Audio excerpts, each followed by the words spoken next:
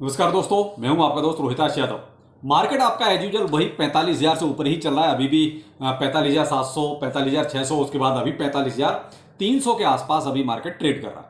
लेकिन जो मार्केट में तो जो चल रहा है वो ठीक है, लेकिन जो अपनी इंडियन एक्सचेंजों के साथ एक नई वो कहते हैं कि भसड़ शुरू हो गई है, वो उसके बारे में ज़्यादा आज सवाल आ रहे हैं। क्योंकि मैंने उसको ट्विटर पे जैसे ही शेयर किया, लोगों के सवाल पे सवाल आ गए। अब सबको पर्सनली कहाँ से जवाब दिया जाता, तो मैं चलो इसको वीडियो में पहले कवर करता हूँ। एक्चुअली हुआ क्या है, हुआ ये कि अभी तक देखिए हमने इंटरनेशनल एक्सचेंजों के साथ ही जो समस्या चल रही थी वो भुगत रहे थे, लेकिन उसमें अभी हमें 15 दिन का टाइम मिला हुआ है। वो रजिस्टर करते हैं नहीं करते हैं, लेकिन इंडियन एक्सचेंज जो अनाप शनाप फीस काटते हैं, कहीं ना कहीं उनके खिलाफ कंप्लेंट होने लगी है। अब जो लोग ट्विटर पे एक्टिव होंगे, देखिए उनको तो ये चीज क्लियर हो गई होगी, और जहां तक है मैंने बहुत से सवालों का जवाब भी दिया। लेकिन यहाँ जो समस्या है वो ये है, क्या इसका सॉल्यूशन हो सकता है या क्या करना चाहिए। देखो मेरे भाई, अभी बहुत अर्ली हो जाएगा कि हमें क्या करना चाहिए। अभी कुछ नहीं करना चाहिए, अभी जैसा है वैसे थोड़ा सा रखो संभाल के जो भी फंड आपका जहां भी है। लेकिन अभी इनको अब जवाब देना पड़ेगा, क्योंकि कई सारी एफआईआर जो है कॉइन डीसीएक्स के खिलाफ हो गई है। अब कॉइन डीसीएक्स अपने एक तरह से भाई इंडिया में तो लीडिंग क्रिप्टो एक्सचेंज है। कॉइन स्विच कुबेर है, कॉइन डीसीएक्स है, इन्हीं का नाम पहले आता है। पहले वजीर एक्स का नाम आता था, लेकिन वजीर एक्स के साथ पहले बहुत सारे लफड़े हो चुके हैं। तो अब कहीं ना कहीं कॉइन डीसीएक्स और कॉइन स्विच कुबेर। लेकिन यहाँ जो समस्या है वो है कॉइन डीसीएक्स। अब इनके साथ जो है कई सारी एफआईआर हुई है। एक कोई छतरपुर के भाई साहब है, उन्होंने किए, और भी कई जगह किए हैं। कोई 14 लाख रुपए जिन्होंने सबमिट किए, किसी ने कुछ 1.5 लाख के आसपास, यानी कुछ ऐसे अमाउंट के ऊपर है। अब जब इन्होंने विड्रॉ किया तो बहुत बड़ा अमाउंट इनसे चार्ज किया गया, यानी कि 45 हजार रुपए जो है काफी चार्ज एक तरह से वसूल किया है। एक किसी भाई साहब ने मुझे ट्वीट पे भी एक रिप्लाई दिया, उन्होंने कहा कि सर 12,000 में हमारे लगभग 900 रुपए के आसपास इन्होंने काट लिया। तो ये जो काटने वाली जो बीमारी है ना, कुछ ज्यादा ही इन्होंने कर रखी है। देखिए एक चीज मैं आपको बहुत क्लियर बताऊं, एक्सचेंजों को इससे कोई मतलब नहीं है आपको नफा हो रहा है नुकसान हो रहा है, उनको तो पैसा मिल रहा है। वो कोई पैसा नहीं लगाते, ना ही वो कोई ट्रेड करते हैं। उनको तो बस आप ट्रेड करते हो, उससे वसूली होती रहती है। एक तरह से हम वसूली ही कहेंगे। इसीलिए लोग जो है इंडियन एक्सचेंजों को प्रेफर कम करते हैं। भाई और भी तो विदेशी एक्सचेंज हैं जो इतनी कम फीस लेते हैं, माइनर सी फीस लेते हैं। इन इंडियन एक्सचेंज पे ऐसी कौन सी खूबी है जिसकी वजह से ये इतना बड़ा जो है अमाउंट काटते हैं। तो भाई इसके खिलाफ भी थोड़ा सा आवाज देखिए उठानी पड़ेगी। जैसे अभी रिड्यूस क्रिप्टो टैक्स के तौर पे हमने जो एक आवाज उठा रखी है, और हम ट्विटर पे इसको काफी चल भी रहे हैं। भाई जितना हो सकता है उतना शेयर कर रहे हैं, आप लोग भी उसको जरा साथ दीजिए, यानी रिड्यूस क्रिप्टो टैक्स हैशटैग आगे। तो इस पे आप थोड़ा सा जितना जल्दी हो सके, जितना ज्यादा हो सके शेयर कीजिए। उसी तरीके से अब इनके खिलाफ भी एक आवाज उठानी पड़ेगी। भाई आप जो ये मनमानी तरीके से कुछ भी काट पीट कर रहे हो, कम कीजिए। क्या इंटरनेशनल एक्सचेंज नहीं है भाई? वो भी तो बहुत कम लेते हैं, वहां भी तो लोग ट्रेडिंग करते हैं। आप लोगों की तो कुछ भी ट्रेडिंग नहीं है, यानी आप अपना घाटा हम लोगों से जबरदस्ती इस तरीके से काट के पूरा कर रहे हैं। तो इसके खिलाफ देखिए आवाज उठेगी, तभी इन लोगों को समझ में आएगा। तो बहुत से लोगों ने अभी एफआईआर करनी शुरू कर दी है, तो मैं भी हो सकता है इनको कुछ थोड़ी बहुत अकल आए। लेकिन अभी थोड़ा सा बहुत जल्दी होगा, थोड़ा सा देखते हैं इनकी तरफ से क्या रिप्लाई आता है। मैंने सुमित को भी टैग किया हुआ है, इनके प्लेटफॉर्म को भी, कोई डीसीएक्स को भी टैग किया है, लेकिन रिप्लाई अभी किसी का भी नहीं आया है कि आखिर ये सब क्या है। शायद ये भी सोच रहे होंगे कि आखिर ये क्या हो गया, हमारी मनमानी पे तो कहीं ना कहीं पाबंदी लगने वाली है।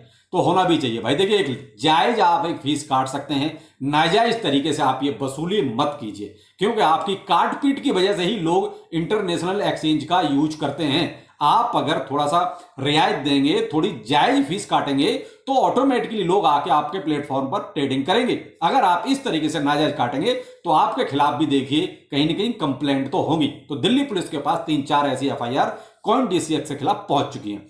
अब यहां पर देखिए मैं तो यही कहूंगा, अभी आप थोड़ा सा वेट करें, इनका रिप्लाई आने दीजिए कि क्या रिप्लाई देते हैं। मैं आपको ट्विटर पर इसको तुरंत ही अपडेट जरूर दूंगा, जैसे भी इनका कोई जो भी रिप्लाई आता है। तो आप ट्विटर को ज्वाइन कर लीजिए, जिससे कि आप तुरंत अपडेट रहें। लेकिन आपको भी यहां आवाज उठानी पड़ेगी, जो भी इंडियन एक्सचेंज है। भाई इन्होंने एक तरह से आवाज उठाई, सरकार के पास पहुंच गए, इन्होंने इंटरनेशनल एक्सचेंजों के लिए खतरा पैदा कर दिया। लेकिन भाई अब आपको भी अपनी आदत सुधारनी है, तो उसके लिए हम लोगों को थोड़ा सा सामने आना पड़ेगा और इनको बोलना पड़ेगा ट्विटर पे ऐसा कोई ट्रेंड चलाएंगे जिससे कम से कम आप जो ये अनाप शनाप फीस काट रहे हैं, मनमानी तरीके से पैसा वसूल रहे हैं, उसको कम कीजिए। आप सहूलियत देंगे तो लोग ऑटोमेटिकली आपके प्लेटफॉर्म को यूज करेंगे। ऐसा नहीं करेंगे तो देखिए मुश्किल तो फिर इंडियन एक्सचेंजों के साथ भी रहेगी। अब बहुत से भाई पूछ रहे हैं सर उसका फंड का क्या करें कि सेफ कौन सा है। मेरे भाई हम हर वीडियो में यही चीज आपको बताते हैं कि क्रिप्टो एक्सचेंज हैं, किसी की कोई गारंटी नहीं है, कब किसके साथ कौन सी प्रॉब्लम क्रिएट हो जाए कोई नहीं बता सकता। क्या आपने सोचा था कि Coindesk के खिलाफ इस तरीके से 4-5 FIR तुरंत आ जाएंगी? हो गया। तो ये कोई नहीं बता सकता कि कौन सा सेफ है कौन सा अनसेफ है। आप जो ट्रेडे वाला जो आपका फंड है वो एक्सचेंजों पे रखिए, बाकी आप ट्रस्ट वॉलेट पे रखिए, मेटामास्क पे रखिए। देखिए अब ये थोड़े डिसेंट्रलाइज है, थोड़ा सा इन पे विश्वास कर सकते हैं। एक्सचेंजों पे तो पूरा विश्वास नहीं कर सकते, चाहे वो इंडियन है चाहे इंटरनेशनल है। कोई भी एक्सचेंज है सबके साथ एक ही जैसी प्रॉब्लम है, सब अपनी मनमानी करते हैं और कोई भी कभी भी डूब सकता है। बहुत क्लियर कट बात है। तो आपका जो ट्रेडेबल है यानी जिससे आप सिर्फ ट्रेड करना चाहते हैं वो एक्सचेंज पे रखें और बाकी अपना देखिए ट्रस्ट वॉलेट पे रखें, मेटामास्क पे रखें, या आप अगर कोई हार्डवेयर यूज करना चाहते हैं तो अपने हार्डवेयर वॉलेट में यूज करें, वो ज्यादा बेहतर रहेगा। और एक अपडेट ऐसा है जो अमेरिका वालों के लिए, आपके लिए नहीं है, वो ये है कि भाई देखिए पता आपको भी होना चाहिए क्योंकि सारी चीजें हम बहुत जल्दी फॉलो कर लेते हैं ना, हमारी सरकार बहुत जल्दी इस चीज को पकड़ती है। उन्होंने जो एक तरह से नया नियम बना दिया कि अगर आपको $10,000 से ज्यादा का कुछ भी प्राप्त होता है क्रिप्टो के जरिए, चाहे आपके टोकन्स हैं चाहे आपका फिएट करेंसी यानी आपने क्रिप्टो सेल किया है, यानी $10,000 से ज्यादा का कुछ भी आपको अगर मिलता है तो फिर आपको एक अलग से वहां कुछ और फॉर्मेलिटीज आपको टैक्स के तौर पे वो फॉर्मेलिटी पूरी करनी पड़ती है। आपको पूरा उसका डाटा देना पड़ेगा, कहां से आया, आपने क्या किया है, क्रिप्टो से आया है तो कहां से आया, बस सीधी सी बात है। तो उसके लिए आपको पूरा डिटेल आपको उसकी देनी पड़ेगी। यानी कि वहां भी अब ये हो गया अनाप शनाप तरीके से नहीं बेच सकते।